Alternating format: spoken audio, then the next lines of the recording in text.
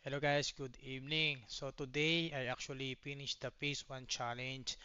Thank you for CAD JPY. So actually guys, kung titignan nyo, recap lang sa treat ko kanina, no? So kung titignan nyo guys, we are actually very rich in the 4 hour. And then daily, we are already rejection dito sa may taas. And then sa weekly, actually, we have rejection dito. So sabi ko, we are, bababa talaga tayo ngayong araw.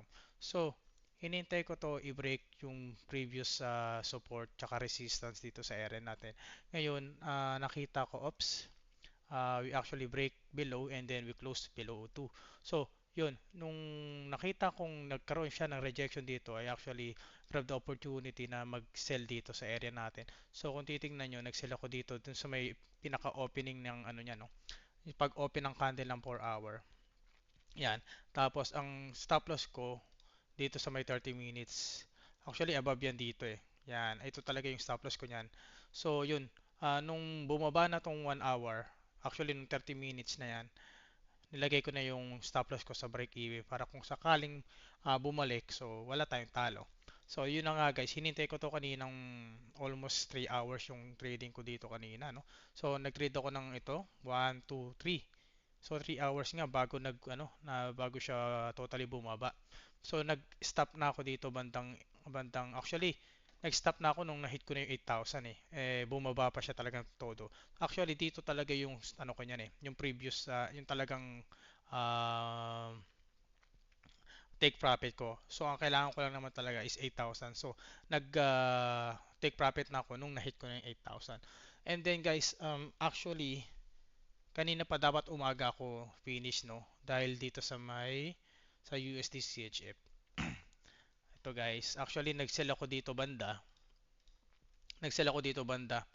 Kaya nung nakita ko may rejection na dito sa may old support niya dito sa may 1 hour. Yan kung makikita nyo to, no?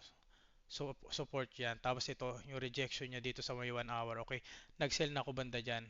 Ang stop loss ko above dito lang. Tapos ang take profit ko dito. Ang problema lang guys, nag-take profit ako dito, nagkulang ako ng 300 USD. Tapos, ang hirap makakuha ng 300 USD guys, sa totoo lang. Talagang parang naglaro ako sa US 30, naglaro ako sa gold, hanggang sinatalo ko ng 3,000. Period yun yun. Natalo ko ng 3,000. Pero 300 USD lang kailangan ko. So, good thing na nakita ko tong ka-JPY na bearish talaga siya. Yun. So, nag-sell ako dyan. Then, natapos natin tong phase 1 natin. Kung makikita nyo, uh, nag, uh, nag-stop na siya. Ayan, phase 1, congratulations, phase 1 is now complete. So, punta na tayo dito sa phase 2. Bago ko i-phase 2 to, pakita ko muna yung ano natin, yung parang uh, graph natin, no? Yung analytics natin sa phase 1 na to. So, parang medyo ano, no? Medyo naglaro ko. So, anong nangyari dito, guys, no? Nanalo tayo ng 5,000 sa D1 natin. Then, hindi ako napag-trading day. Hindi ako napag-trade kasi nga Pasko, no? Then, bumaba siya ng 100,000 guys. Bumaba siya ng 1,400, 100,472 sa 3 days na yan. Hindi ako napag-trade dyan kasi nga wala siyang good trade, no? Then, ayun, nabawi natin agad. Nabawi natin agad yon. Tapos, ayun, ito nga yung January 3.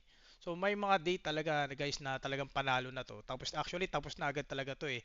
Medyo minalas lang talaga tayo. So, yun. So, may emotion na nangyari kasi